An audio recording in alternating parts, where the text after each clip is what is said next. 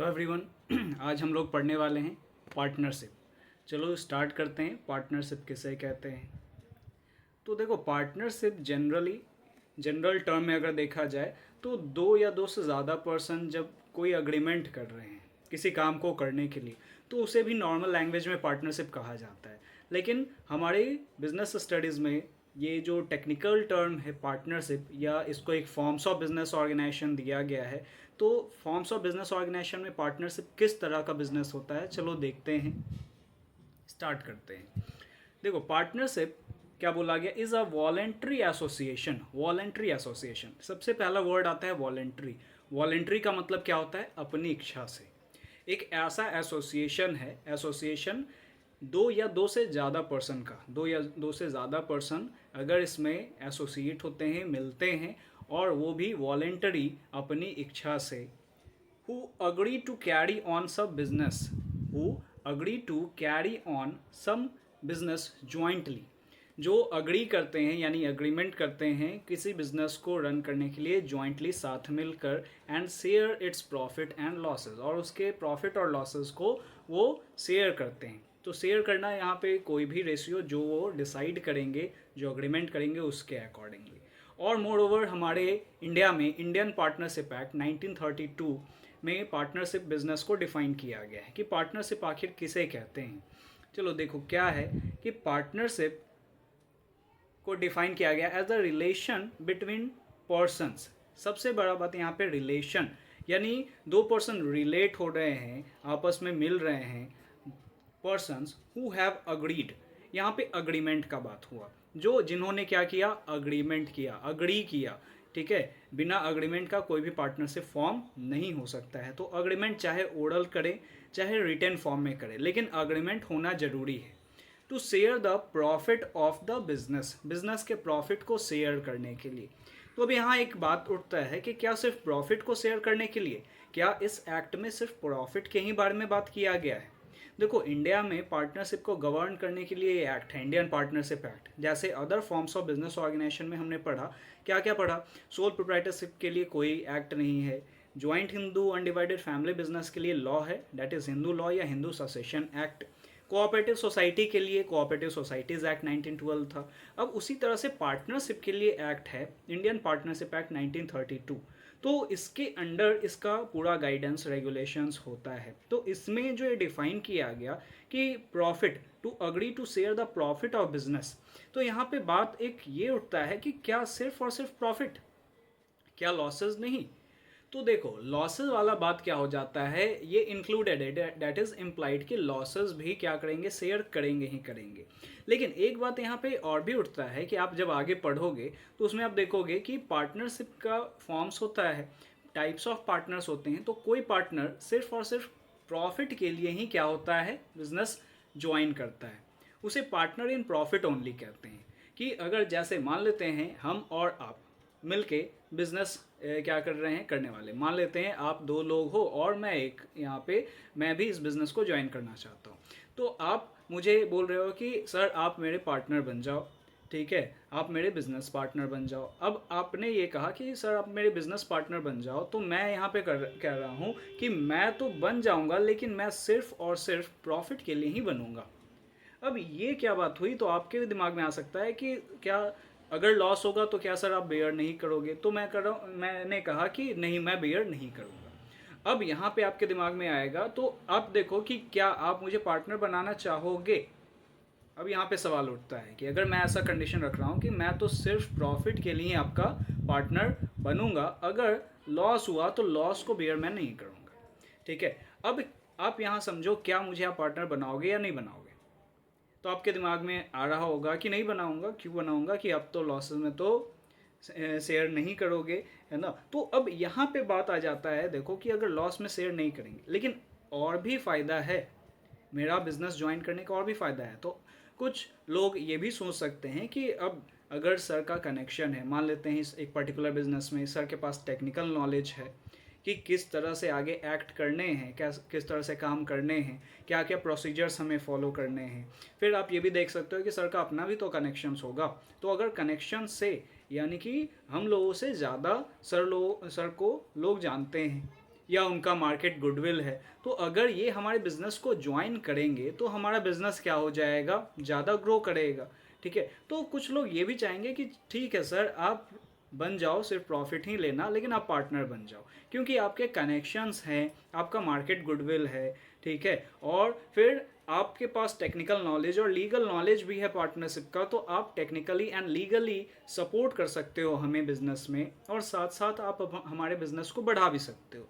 तो आप सोचोगे ठीक है सर, तो आपको प्रॉफिट में हिस्सा दिया, इसीलिए यहाँ पे ये वर्ड यूज़ किया गया है जनरली कि प्रॉफिट ऑफ द बिजनेस। अब बिजनेस में जो भी अग्रीमेंट हुआ, एक बात यहाँ पे बोला गया ना कि अग्रीमेंट, जिस तरह से अग्रीमेंट हुआ है, तो अग्रीमेंट हुआ है प्रॉफिट और लॉस शेयर करने का, तो दोनों शेयर करेंगे। अगर सिर्फ प्रॉफिट का बात हुआ तो प्रॉफिट ही शेयर करेंगे ऑफ द बिजनेस। तो यहाँ पे बोला गया बिजनेस, बिजनेस का होना यहाँ पे जरूरी है। देखो बिजनेस का, वो भी कौन से बिजनेस, लॉफुल बिजनेस का होना जरूरी है। अगर लॉफुल बिजनेस नहीं होगा देन हमारा पार्टनरशिप लीगल नहीं हो सकता है। कैरीड ऑन बाय ऑल, अब इसमें क्या बोला गया, कैरीड ऑन बाय ऑल और any of them acting for all. अब यहाँ पे क्या बात किया गया, कैरीड ऑन बाय ऑल का मतलब, कैरीड ऑन बाय ऑल यानी कि सभी के द्वारा ये चलाया जा रहा है, सभी इसको चला रहे हैं, सभी इसके प्रिंसिपल हैं यानी ओनर हैं। ठीक है, अब इसके बाद एक बात और आया कि any of them acting for all. मान लेते हैं ये पर्सन, जैसे ये पार्टनर है, अब ये किसी थर्ड पार्टी के पास गया अग्रीमेंट करने के लिए, वहाँ ये अपने आप को यानी पूरे फर्म को रिप्रेजेंट करेगा, ये पार्टनरशिप में पूरे फर्म को रिप्रेजेंट करेगा। ठीक है, अब यहाँ पे ये देख लो कि पूरे फर्म को ये रिप्रेजेंट कर रहा है, इसीलिए बोला गया है any of them acting for all, कि any of them acting for all, कि कोई भी एक पर्सन पूरे फर्म को रिप्रेजेंट कर सकता है। तो ये पूरा का पूरा पार्टनरशिप का आपका क्या रहा, डेफिनेशन रहा, जिसमें अगर इंडियन पार्टनरशिप एक्ट के अकॉर्डिंगली देखें तो इंडियन पार्टनरशिप एक्ट 1932 सेक्शन 4 में डिफाइन किया गया पार्टनरशिप को। ठीक है, तो इसके अकॉर्डिंगली हमने काफ़ी फीचर्स भी पढ़ लिए कि इसमें काफ़ी फीचर्स भी आ गए पार्टनरशिप के। चलो आगे देखते हैं फीचर्स एक्चुअल में, कि फीचर्स क्या क्या है पार्टनरशिप के। चलो तो यहाँ पे देखो फीचर्स ऑफ पार्टनरशिप, टू और मोर पर्सन। सबसे पहला क्या है कि कम से कम मिनिमम कितने पर्सन होने चाहिए, मिनिमम कितने पार्टनर होने चाहिए, तो 2 होने चाहिए, और मैक्सिमम 50 हो सकते हैं, है ना। पार्टनरशिप एक्ट के अकॉर्डिंगली यहाँ पे क्या बोला गया, रूल के अकॉर्डिंगली क्या कहा गया है कि 50 मैक्सिमम हो सकते हैं एक फर्म में। अच्छा ये भी जान लो कि इंडिविजुअल ये लोग क्या कहलाएंगे, इस पार्टनर, ये पार्टनर कहला रहे हैं, कलेक्टिवली ये क्या कहलाएंगे, पार्टनरशिप फर्म कहलाएंगे। ठीक है, कलेक्टिवली ये क्या कहलाएंगे, पार्टनरशिप फर्म कहलाएंगे। ठीक है, अब यहाँ पे देखो कि ये फर्म में मैक्सिमम कितने पार्टनर हो सकते हैं, 50। मैक्सिमम पार्टनर्स कितने हो सकते हैं, 50 हो सकते हैं, और मिनिमम कितने हो सकते हैं, 2। और इससे ज़्यादा या कम, 2 से कम होगा तो पार्टनरशिप खत्म हो जाएगा, 2 से ये 50 से ज़्यादा होगा तो भी पार्टनरशिप खत्म हो जाएगा या कन्वर्ट हो जाएगा, मतलब आगे वो सोचेंगे कि 50 वैलिड है। ठीक है, नेक्स्ट है कॉन्ट्रैक्चुअल रिलेशनशिप, यानी कि दोनों के बीच में कॉन्ट्रैक्ट होना बहुत ही ज़रूरी है। अब ये कॉन्ट्रैक्ट ओरल भी हो सकता है, ओरल अग्रीमेंट भी हो सकता है, और रिटर्न भी हो सकता है, लेकिन कॉन्ट्रैक्ट का होना ज़रूरी है कि किस तरह से ये अग्रीमेंट, किस तरह से हमारा पार्टनरशिप आगे गवर्न होगा, ये यहाँ पे माना जाएगा हमारा ये कॉन्ट्रैक्चुअल रिलेशनशिप के बेसिस पे। तो यहाँ पे स्टार्टिंग में था ना कि इट इज़ अ रिलेशन, तो किस तरह का रिलेशन है, सभी में पार्टनर्स में कॉन्ट्रैक्चुअल रिलेशन है, कॉन्ट्रैक्ट किया गया है तभी वो पार्टनर बने हैं। अग्रीमेंट किस तरह का हो सकता है, तो ओरल भी हो सकता है या फिर रिटर्न भी हो सकता है, यानी बोल के भी ये लोग कह लिए कि चलो हम लोग बिजनेस करेंगे और आपस में जो प्रॉफिट होगा वो आपस में हम लोग क्या करेंगे, डिस्ट्रीब्यूट करेंगे, आधा आधा डिस्ट्रीब्यूट कर लेंगे या 1:2 के रेशियो में डिस्ट्रीब्यूट कर लेंगे। इस तरह का यहाँ पे अग्रीमेंट हो सकता है, या रिटर्न भी, ये पूरा का पूरा अग्रीमेंट को ये लोग रिटर्न फॉर्म में कर ले। नेक्स्ट है लॉफुल बिजनेस, बिजनेस होना जरूरी है, वो भी लॉफुल बिजनेस का होना जरूरी है। लॉफुल का मतलब क्या हो गया, गवर्नमेंट लॉ जिसे क्या करती है, वैलिड मानती है, जो लॉ जिसे इलीगल मानेगी वो बिजनेस यहाँ पे पार्टनरशिप नहीं कहलाएगा। जैसे अब मान लो क्या हो गया, 2 पर्सन है, 2 पर्सन ने क्या कहा, चलो ये एक घर है, इसमें बहुत ज़्यादा क्या है कि पैसे होंगे, है ना, खजाना यहाँ पे गड़ा हुआ है, चलो यहाँ पे लूट लेते हैं और आपस में बांट लेंगे। अब ये बिजनेस है ही नहीं, ठीक है, कि आपस में जो प्रॉफिट हुआ वो बांट लिया जाएगा। तो ये कॉन्ट्रैक्चुअल रिलेशनशिप, यहाँ पे कोई अग्रीमेंट वगैरह ये ओरली वो लोग किए, लेकिन ये बिजनेस नहीं है, that is not lawful business. Government या लॉ कभी भी इसे लॉफुल नहीं मानेगी, लीगल नहीं मानेगी, इसीलिए ये बिजनेस नहीं कहलाएगा और वो पार्टनरशिप हमारा नहीं होगा। नेक्स्ट है profit motive and sharing of profit. Profit motive, यहाँ पे क्या बोला गया कि प्रॉफिट के लिए हमारा यहाँ पे काम होगा। बिजनेस है तो बिजनेस का प्राइम मोटिव तो प्रॉफिट ही होता है। Any enterprise whose purpose is not to earn profit can not legally be partnership. कोई भी फर्म जिसका पर्पस प्रॉफिट अर्न करना नहीं है, हो सकता है चैरिटी अर्न करना हो या सोशल सर्विस प्रोवाइड करना हो, तो वो फिर पार्टनरशिप फर्म नहीं कहलाएगा, partnership forms of business organisation नहीं कहलाएगा।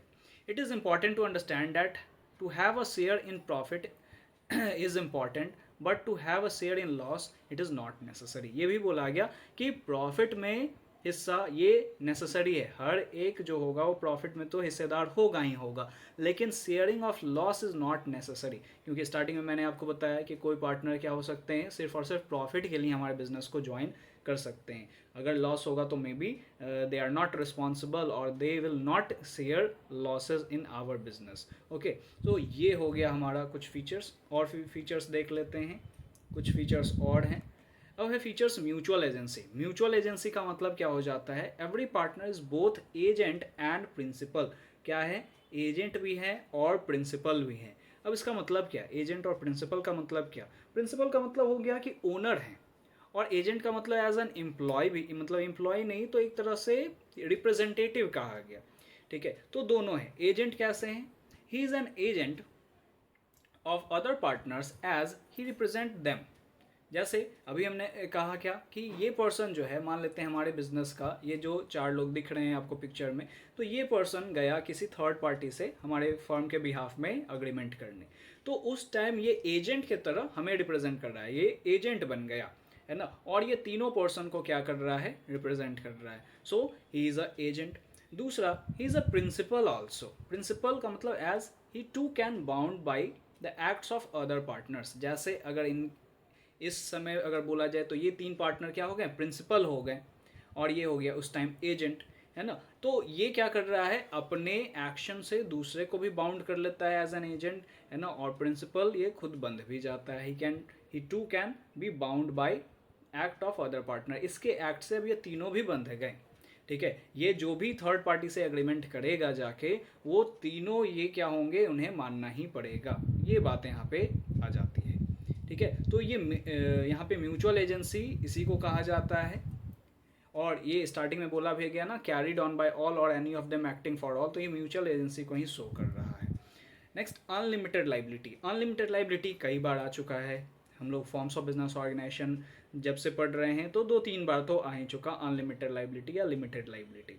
अब यहाँ पे आप देखो अनलिमिटेड लाइबिलिटी का मतलब क्या है कि पार्टनर्स हैव अनलिमिटेड लाइबिलिटी। इसका मतलब क्या हो गया, accept in case of limited liability partnership. आगे आप जब पढ़ोगे पार्टनरशिप का फॉर्म्स, तो उसमें मैं बताऊंगा आपको कि लिमिटेड लाइबिलिटी पार्टनरशिप होता है जिसमें कुछ पार्टनर्स का लाइबिलिटी लिमिटेड भी होता है। अब यहाँ पे क्या है, उसको छोड़ के वो एक्सेप्शन है। इन जनरल जो पार्टनर्स होते हैं उनका जो लाइबिलिटी होता है दैट इज अनलिमिटेड। इसका मतलब क्या, their personal asset is also liable to repay the debt of the firm. तो अगर बिजनेस के पास इनसफिशियंसी है, पैसे नहीं है, कर्ज अगर नहीं चुका पा रहा है, लोन अगर नहीं चुका पा रहा है, then the personal property of all the partners is also liable. तो पर्सनल प्रॉपर्टी, अब इन्हें घर से लाना पड़ेगा पैसा। बिजनेस को मान लेते हैं, बिजनेस को सेल करके, बिजनेस के जितने भी एसेट्स हैं उसे सेल करके भी अगर पैसा नहीं आ रहा है, तो फिर क्या हो जाएगा, उस केस में फिर क्या करने पड़ेंगे, उस केस में पार्टनर्स को अपने पर्सनल प्रॉपर्टी से भी पैसा एक्वायर करना पड़ेगा, लाना पड़ेगा। ये अनलिमिटेड लाइबिलिटी है। नेक्स्ट है लैक ऑफ कंटिन्यूटी। तो यहाँ पे भी कंटिन्यूटी नहीं होता है हमारा, जैसे सोल प्रोप्राइटरशिप में कंटिन्यू नहीं हो पाता था बिजनेस, उसी तरह से पार्टनरशिप फॉर्म्स में भी हमारा जो बिजनेस है वो कंटिन्यू नहीं हो पा रहा है। क्यों, firm existence is affected by the death. अगर 2 पार्टनर है, एक का डेथ हो गया तो पार्टनरशिप खत्म। लूनासी, अगर किसी का दिमागी हालत सही नहीं है ना, अगर दिमागी हालत नहीं सही है तो लूनासी वाले केस में आ जाएगा और इस केस में भी पार्टनरशिप बंद हो सकता है। Insolvency of any of its partner, किसी पार्टनर का क्या हो गया, वो इंसॉल्वेंट हो गया यानी कि दिवालिया हो गया। दिवालिया का मतलब यहाँ पे क्या है कि उसके पर्सनल प्रॉपर्टी से अब वो कर्ज नहीं चुका सकता है, उसका वैल्यू नील हो गया, उसके प्रॉपर्टी का वैल्यू नील हो गया या फिर कम हो गए। तो ऐसे केस में इंसॉल्वेंसी हो जाता है कि उनके उसके पास अब पैसे नहीं हैं चुकाने को। तो इंसॉल्वेंसी के केस में भी पार्टनरशिप बंद हो सकता है। ऐसे कई केसेस हैं जिसमें पार्टनरशिप हमारा बंद हो सकता है। सो इट लैक कंटिन्यूटी, है ना, कंटिन्यूअस हमेशा नहीं होता है। चलो आगे देखते हैं हम लोग। नेक्स्ट क्या है, मेरिट्स ऑफ पार्टनरशिप, कि क्या क्या इसके मेरिट्स हैं और लिमिटेशंस भी हम लोग देखेंगे। चलो देखो, मेरिट्स में क्या कहा गया, सबसे पहला कि ease of formation and closure, इसको इस बिज़नेस को स्टार्ट करना, जो फॉर्म करना काफ़ी आसान है।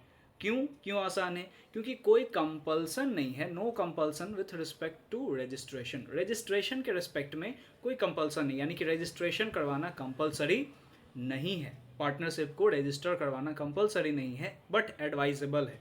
ये भी हम लोग आगे के टॉपिक्स में पढ़ेंगे कि पार्टनरशिप को रजिस्टर करवाना कंपल्सरी नहीं है, बट इट इज़ एडवाइजेबल। क्यों एडवाइजेबल है वो आगे देखेंगे हम लोग।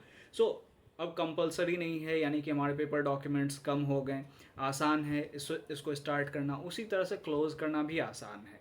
जब स्टार्ट हम आसानी से कर सकते हैं तो क्लोज़ भी आसानी से कर सकते हैं by giving a certain notice.